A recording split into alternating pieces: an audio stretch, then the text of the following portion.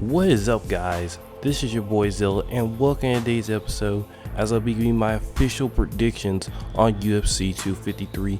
Before I do that, please hit that subscribe button, also hit the notification bell so you get notified every time I make a UFC predictions video. And guys, let's get into it because we got two huge era-defining matchups at our hands to end out this year, and it is Israel Adesanya versus Paulo Costa. Whereas at this point, if Paulo Costa cannot beat Israel, I don't see anybody beating him from this division.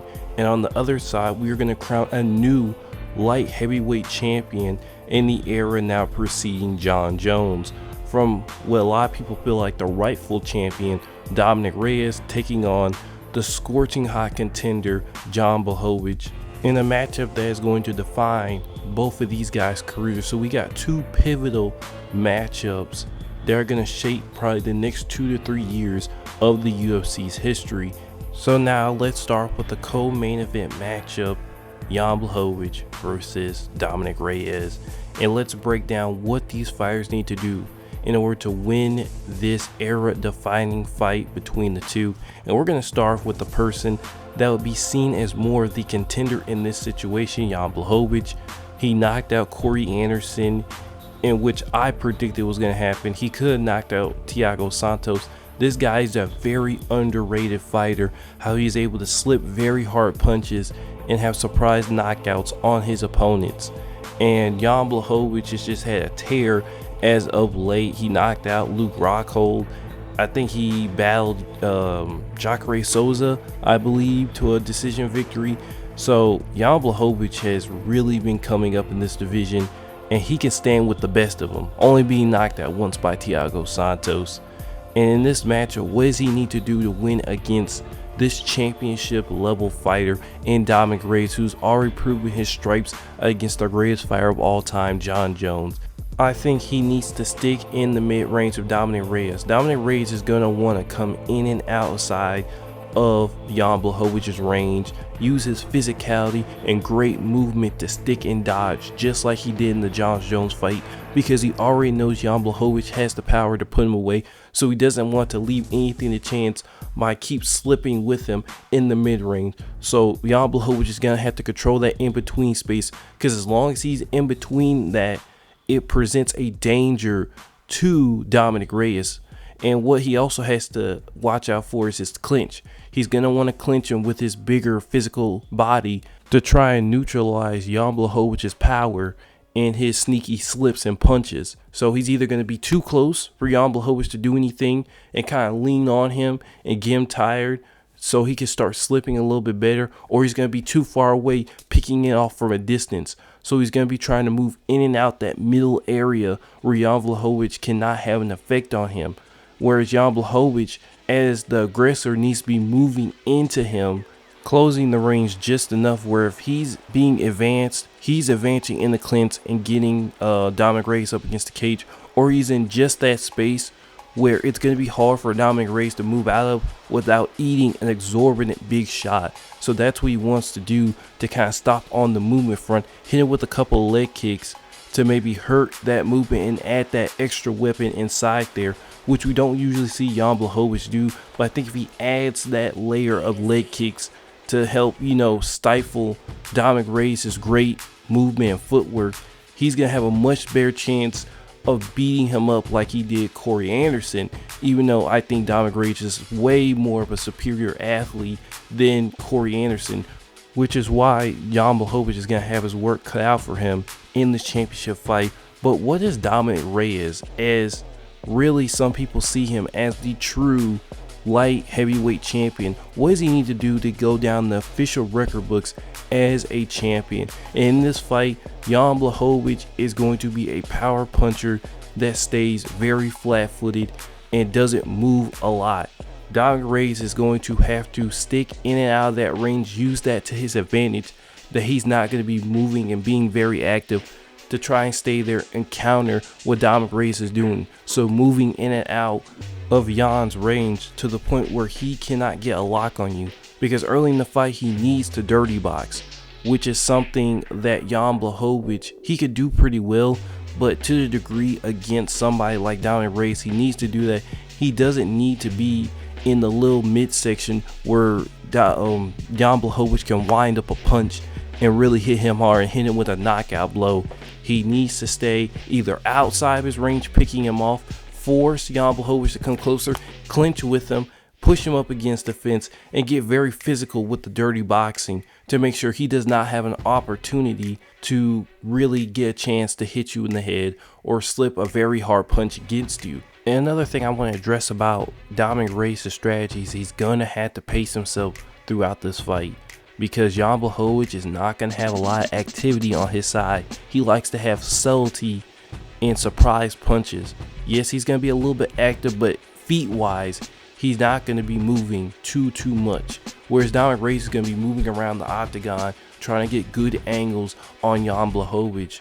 So he has to be very, very careful when dealing with him and not to gas out, because if he gas outs in this fight, he's going to be moving into Jan Blachowicz's area, which is subtlety, and then once he starts trading with him, he could just slip that punch once he gets tired. So he has to pace himself accordingly to make sure and guarantee that he wins his fight, and make sure he does not gas out at the end, giving Jan Blachowicz a sliver of hope.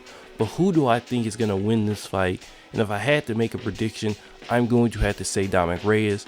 He's the better fit athlete, and I think he can win in most situations in the fight other than knockout. But guys, let's now shift to our main event. One of the toughest matchups that Israel has faced up to this point. Well, actually the toughest matchup, and that's the stylistically opposite Paulo Acosta, as they try to decide who is the baddest middleweight in the world. And now let's get into the fire goals, and let's start off with the challenger, Paulo Acosta, as the aggressor, as the man who's going to be trying to pin up, Israel Adesanya against the cage. What does he need to do to win this fight? And he needs to really set the pace.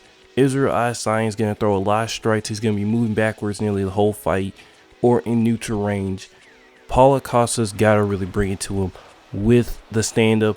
He needs to constantly get up in his face. Is he going to try and throw kicks? He needs to make sure his legs stay safe by checking those kicks, but he needs to stay in straight up and move towards Izzy and block off his path from escape, because that's what he's going to try and do the whole fight. That's what he kind of did against Yo Romero, and that's what we need to do here to properly get him in the corner to exchange, because once he exchanges, it's going to be the fight of, can Izzy avoid every strike that Paulo Acosta can throw at him? Paulo Acosta needs to mix it up, go to the body, then go to the head. He's a tank. He can take all this pressure, and that's what we need to do against Israel Adesanya. Use his physical gifts against him. And we're going to also see on the other side, Israel try to use his mental gifts against him.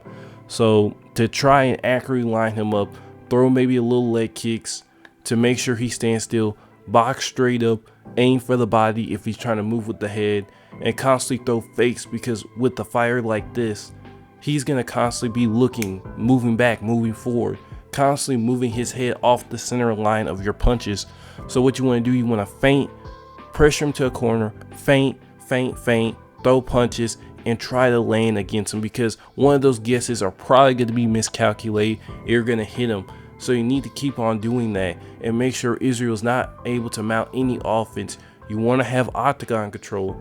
You want to put him up against the fence, because these little things may not be in the moment, but in the terms of the fight long term and possibly not being able to put this guy out, you want to be able to win by decision by controlling the octagon, controlling the pace of the fight, which he's going to have to do. Not only that, but also hit him with hard shots to sway the judges his way. But on the other side, how does Israel Adesanya overcome this obstacle, this complete super built human being known as Paulo Acosta? And I think for him, it is doing what he does best, which is pretty much being Anderson Silva, avoiding all the punches, countering with more punches, until he can mount enough offense to come forward, come with some more unpredictable punches, get back on the back foot, have the opponent chasing him so he can then counter, and the opponent cannot figure out his proper movements until he eventually wins the fight by knockout or decision.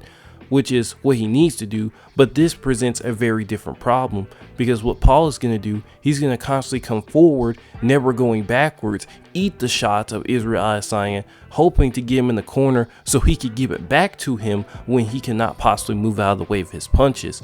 So how does he counter this problem with somebody who's not going to throw punches back at him until he gets him into that position in the corner?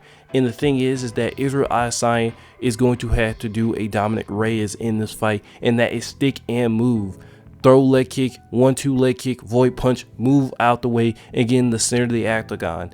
The more he's in the center of the octagon, the better this fight is going to turn out for him, because the more he controls that, the more space he can work with in terms to avoid Paulo Costa's punches. So in the off chance he does get in that corner, he's going to have to find a way out of it, which we know this guy is an absolute escape artist. And with his counter punching abilities being one of the best in UFC history, he's going to be on his game. But is that going to be enough to beat Paulo Costa? That is the mystery. And if I had to give a prediction for this fight, I think Paulo Costa is going to win somehow by unanimous decision. I just have a feeling that, the strategy that Izzy is going to use, I think will not match the impact that when Paulo Costa gets him into the corner, he's not going to be able to deal out the damage necessary to get the decision victory in this fight, leading to Paulo Costa becoming the new middleweight champion. If you guys disagree, go in the comment section and make up a reply why you think that Israel Adesanya is going to win. I also do that for the co-main event. This has been the best Gojira in UFC news and predictions. Sign off, guys. Y'all have a nice day.